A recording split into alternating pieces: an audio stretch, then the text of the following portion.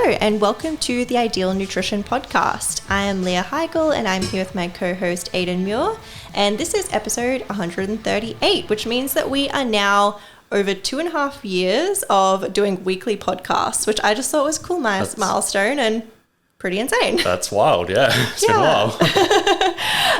So getting on to today's topic. Dairy has been considered the gold standard calcium source for decades, and this does make a lot of sense considering that dairy is often a very calcium-rich food source that has a great bioavailability of calcium compared to a lot of different plant-based sources. And it's also widely consumed by a lot of the world. So in many countries, dairy was already a huge product being consumed, so just made sense for us to drive recommendations around calcium through dairy. But dairy isn't for everyone. There are reasons why someone might not want to consume a ton of dairy products or dairy products at all. So things like transitioning to a plant-based diet or lactose intolerance, dairy allergies, different things like that. So today's episode is going to be all about how you can meet calcium requirements without dairy products. So not saying anything bad about dairy products, but if you happen to not want to consume them, this is how you can still get enough calcium. The first place we're going to start is by talking about why calcium matters and kind of how much you need as well. So the main thing that should obviously jump to everybody's mind when we're talking about why calcium matters is bone health, obviously, and bone mineral density. So when we're looking at how much we require according to things like the recommended daily intake, we're looking at numbers like 1,000 milligrams per day for most adults. Post-menopause for women, it jumps up to 1,300 milligrams, and then for men over the age of 70, it jumps up to 1,300 as well. The post-menopause thing is just related to estrogen decreasing and bone mineral density typically decreasing alongside that, unless hormone replacement therapy is introduced. But over the age of 70 for everybody, it would still be that higher requirement, just because obviously bone mineral density matters more from a fracture perspective then. Obviously, calcium matters for a lot of things outside of just bone mineral density, but the really high requirements are more specific to that, because one of the things that really matters is that if your blood levels of calcium start to drop, your body starts to steal calcium from the bone. This is part of why calcium on a blood test isn't really a reliable indicator of if you've got enough calcium coming in, just because of homeostasis. And if it's stealing from the bone, that's partly how osteoporosis and osteopenia can kind of occur.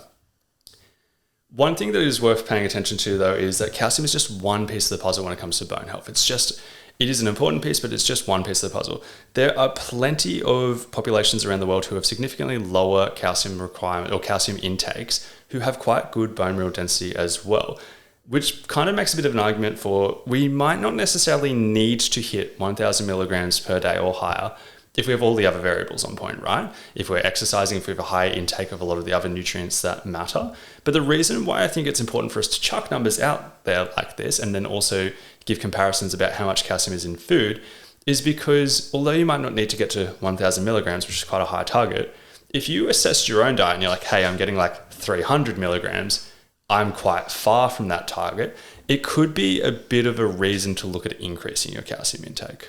Totally.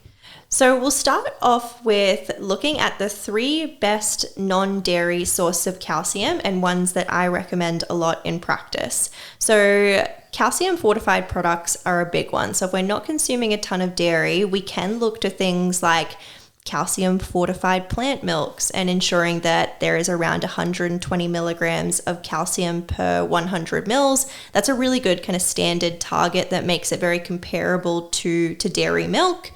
Other things like some vegan and dairy-free cheeses made with plants in Australia is a really good example of that is calcium fortified and has around 300 milligrams of calcium per 40 gram serve. Some of my other favorite calcium fortified products that are non-dairy based would be the berry orange juice with added calcium. So that has around 200 milligrams per 200 ml serve. Plant-based energy Milo, another one of my favorites. So that has around 180 milligrams per 20 gram, 1 tablespoon serving size. And things like the Vitasoy soy yogurt that is also calcium enriched with around 200 milligrams per 160 gram serving size. So you can see how you can kind of very easily get to that, well, mostly easily to that 1,000 milligram per day marker by even just focusing on having these calcium fortified products regularly. Another thing that I really like to suggest outside of the plant-based world is things like fish with bones. So sardines are a really good option if you like sardines. I know a lot of people don't, but if you do, could be a great win. And I also recommend the John West calcium enriched range a lot. So essentially what they do with that tuna and salmon range that's canned is that they break the bones down into a powder and then just enrich that with the bones essentially. So you're still getting the calcium without having to necessarily eat the bones, which a lot of people don't like to do. And that one specifically, from memory, they're like 800 milligrams of calcium. I don't know if you know off the top of your head. Insane. Yeah, it's insanely high. Like it's so high that it makes you ask questions, because we're going to talk about calcium supplementation later. But typically when you supplement calcium, like say you're looking to have 1,200 milligrams, you typically split it up to 2 separate doses, morning and night, because we can only absorb so much in a single hit. And like the John West one is so high in calcium that it's like above that number that we typically start splitting it, which is crazy. There are plenty of other non-dairy calcium sources that are not fortified as well that we can look at, such as dark leafy green vegetables, kale, bok choy, spinach, put broccoli in that category as well. They're fairly calcium rich. They typically contain anywhere between 50 to 150 milligrams of calcium per cup. But the catch there is that it is cooked weight. It's a lot of kale and cooked vegetables. Yeah, it's a lot, basically. If we were putting a comparison out there, a cup of cow's milk is 250 to 300 milligrams of calcium. So we're looking at, say, like 2 to 3 cups of cooked kale to kind of get the equivalent of that. And it's quite high. I believe almonds come similarly. Off the top of my head, like 30 grams of almonds is like 70 milligrams of calcium. And this is part of why I like putting numbers around these things, because if we just left it as dark green vegetables are a source of calcium without the numbers, there's kind of no context. With the numbers, it's useful. Taking that a step further with some other options, sesame seeds contain around 150 milligrams of calcium per tablespoon. So it's a decent amount of sesame seeds, but it's not unachievable. For example, let's say you're having avocado and toast and you put a tablespoon of sesame seeds on top of that. That doesn't seem too unachievable and it can help reach these targets. It is worth noting that calcium absorption from things like nuts and seeds is a little bit lower than other options as well. So that's something to factor in. And then a final one is that blackstrap molasses is a pretty good source of calcium too, with 200 milligrams per tablespoon, which is about 15 grams of blackstrap molasses. How common is blackstrap molasses? I don't think I've ever had a client be like, you know what I love? Yeah. Blackstrap molasses. So like it is a good source, but like stating a bit of the obvious, but like these things obviously only matter if you're having them consistently as well. Yeah, not just every now and then. Yeah. Another one that can be very beneficial if you like tofu is looking for a calcium set tofu as well. Ones that are set with calcium salt. So if it has in the ingredients list either calcium sulfate or in Australia also the additive 516, that can actually be a very calcium rich option. The evergreen hard tofu in Woolworths is one of my favorites, and that has around 350 milligrams of calcium per 100 grams serving size.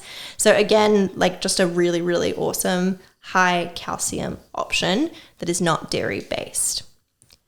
The next thing we will touch on briefly is lactose intolerance. I feel like we've talked about lactose intolerance a lot lately in a lot of different episodes, but here we are again. If you do suffer from lactose intolerance, you may still choose to include dairy products that are naturally low lactose or ones that also have the lactase enzyme added into them. So that can still be a great way to meet your calcium requirements, particularly if like the plant-based options, tofu, fish isn't really your thing. So you don't necessarily need to avoid dairy completely, even if you are quite sensitive to lactose. So some great options here would obviously be things like your lactose-free milks, things like Zimmel, lactose-free yogurt with the lactase enzyme added. You can also use lactase tablets alongside higher lactose foods, so things like your lacteas. And also hard cheeses, including things like Parmesan, Swiss, and cheddar, in moderate portions actually are pretty low lactose naturally, so are usually pretty well tolerated by those with lactose intolerance. The final thing we'll talk through is calcium supplements. So if you are very unlikely to meet your calcium needs through food, it's another scenario where supplementation makes sense. We typically always encourage a food first approach, but calcium supplementation can make sense under these circumstances. When looking at the research on calcium and bone health directly, it doesn't look as promising as you'd like, but there is a few reasons for that. One is if you look at the research through the lens of higher dose calcium supplementation, so say around 1,200 milligrams or higher, the research looks more promising. And two, if you look at it from the perspective of going to the groups who actually took their supplements versus the intention to treat group, like what I'm saying is because calcium supplements are annoying to take because you have to take them twice a day, if you get a massive sample size of like 2,000 plus people and you get them to take calcium supplements and you see what happens in 2 years, a lot of them are not still taking it every day, twice a day. If you then change the sample inside there to be people who are actually taking it, the results look more promising. A third thing on that note is that I came back to this concept of like calcium matters, but it's not everything. Like it's not the only thing that matters in bone mineral density. So I would be looking at it from that perspective as well. And then other stuff we see as specific examples is, I think we would have talked about this on a previous podcast where we were looking at like low energy availability and looking about the impacts on bone mineral density, how bone mineral density decreases with low energy availability. Guidelines in relation to that are recommending 1,500 milligrams from calcium supplementation because that's like what the research is showing is the best approach to restore bone mineral density in situations like that. And that's from supplements in addition to food in that case. I typically wouldn't recommend people going that high. It's very high. It is very high. But the key thing at minimum is if you looked at your own diet, did some quick maths, maybe used an app like Chronometer, which can measure micronutrient intake, and you came to the conclusion that you were well short of the calcium recommended daily intakes, it probably makes sense to take a supplement. Yeah, absolutely. So overall, if you're not a big dairy consumer or it's something that you don't consume at all, there are absolutely options that you can choose to still meet your calcium requirements. So things like your calcium fortified products, fish with bones, and all those other kind of bonus options that we did mention that can be helpful to a lesser degree, but still add to your overall calcium intake. And then of course, always supplementation if you feel like you need it. This has been episode 138 of the podcast. As always, thank you for listening. And if you have not left a rating and review, we would massively appreciate it if you did.